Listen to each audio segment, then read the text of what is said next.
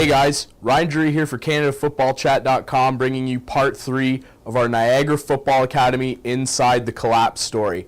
Now, in the first video, we went over some of the finer points of my conversation with former head coach Jeff MacArthur, and in the second video that you saw on our site, I went over my conversation that I had with former player Kyle Ford and his experiences with the school. And he went into pretty deep detail about some of the criticisms that were surrounding the program, what he felt was good about the program, education-wise and football-wise, and also, obviously, what he feels contributed to the program ceasing to exist after only 1 year. Now, in this third video, it's pretty interesting. I've actually had a couple parents of former players contact me. Now, they've asked that they remain nameless in the video. They'd like to remain anonymous, and that's fine. We appreciate their statements nonetheless. And they sent me some pretty interesting info, and this is, I think, a really key side to this story, what some of the parents who were paying for their children to attend this school think about the entire situation at Niagara Football Academy. Now, the first parent contacted me probably about a week ago and sent me some insight into what he or she felt about Niagara Football Academy, and their feelings were pretty interesting. They started off by telling me, "Here's something in your piece I would like to point out. My son did enjoy the experience. He went up against some of the best competition in the U.S. I strongly believe that this program, with the right people at the helm, is needed and would be a success. I hope Coach Jeff and the people with him can pull it off and run it the way it was supposed to be done." That would be at the new location at Pinehurst. "I firmly believe that this is a great experience for prospective scholarship athletes. We would do it all over again.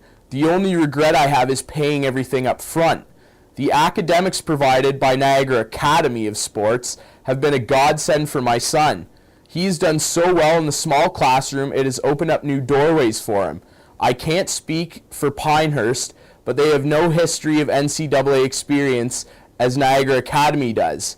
My biggest issue with Jeff is I feel he was distracted by the split of the school and failed to market the students properly. Also, Ms. Levasseur failed to provide any marketing to the universities. They failed to call scouts to come to games. They failed to put together quality video. Coach Haynes email blasted an initial wave of coaches, but then when he left, no one else could be bothered. The highlight videos were supposed to be done, and I think Jeff was duped like the rest of us, although he is covering a little bit for what happened. The bottom line is Tricia never paid Leslie Murch of Niagara Academy of Sports. She never paid for fitness equipment. She didn't pay 3 coaches, so they left. Coach Arlen Harris, Dwayne Butler, and John Haynes. She has bounced checks all over Niagara region. Most of the parents have gotten together and have a rough idea of how much money she collected and what was paid out, and we can't figure out where the money went. She has refused to provide any information regarding this. I will also forward some emails where she still hasn't refunded Tim Tebow ticket money. This is why she's under investigation." And obviously, this parent is alluding to the court battle going on between Niagara Academy and the NFA. Obviously, this touches a little bit on what Kyle was telling us about that Tim Tebow event that never happened. And it seems that there's some monetary issues there. And I feel like as we delve deeper and deeper into this story, that seems to be the direction where this is heading. A lack or mismanagement of funds, which obviously is a big problem when you're trying to set up a prestigious football academy or a sports academy of any kind. Now, the other parent that contacted me echoed similar feelings, and I'll go through some of those quotes right now. First off, NFA has failed to file a Canada revenue tax return. Tricia Levasseur has failed to file payroll tax. She has not paid for the football equipment. She has not paid back rent at Glengate Stadium, the training ground where the team practice. The program you are discussing was primarily run out of the Niagara Academy of Tennis, And in May of 2012, Levasseur incorporated Niagara Football Academy and went her own way. I think that this is something you need to address. This has given the Niagara Academy of Tennis a bad name that after 15 years of business, I'm sure they don't need or appreciate. I saw the first video and think you've pinned it exactly right. Overpromised and underdelivered. Let's not forget there were 45 student athletes in September of 2012. By October 31st, 10 had already left. Only 4 boys, I'm thinking less possibly, got scholarships. The rest were left to pull scholarships for themselves with no game tapes provided to them to obtain any kind of exposure. When you run a business that is as important as this, you have to have financial backing. You can't start a football academy based on the hopes and dreams of teenage boys and think all those hopes and dreams will pay the bills. Yes, the boys played great opponents and had some exposure to the NCAA, but if you can't pay your bills, what you've essentially done is ruined those boys' hopes and dreams. And that is what happened at the Niagara Football Academy, in my opinion. And I'd also like to stress, echoing that this is the opinion of other people. This has nothing to do with our opinions here at CanadaFootballChat.com. We're simply taking in insight from anyone who wishes to offer it and providing you with that insight. And speaking of that, we've attempted a few times to get in contact with Tricia Levasseur. We're hoping that she will give us a statement in the coming days, I'm hoping. And if not, she has reached out to us via email once.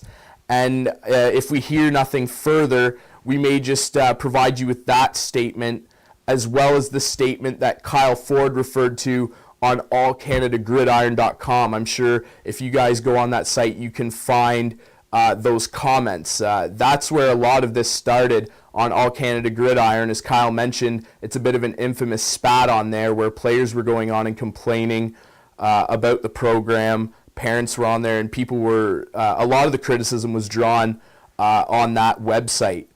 Obviously, this is really interesting insight from 2 parents who, as I mentioned, would like to remain anonymous, and that's fine. We thank you very much for contributing to our 5-part series on Niagara Football Academy. Continue watching. There's 2 more videos to come. Hopefully one of those videos will include a statement from Tricia Levasseur or somebody from Niagara Academy. We're trying to get a statement from one of those 2 parties locked up. Obviously, people are very tight-lipped right now. They're in court, so not a whole lot can be said, but we're hoping for a statement. In my next video, I plan on revealing some statements from 2 businessmen who worked in close quarters with Niagara Football Academy, who are owed a lot of money and obviously aren't very happy about it, like some of these parents.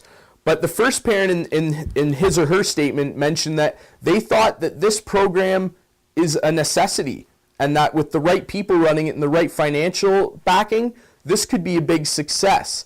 So really this, like I said, looks like it's boiling more and more down to poor financial management.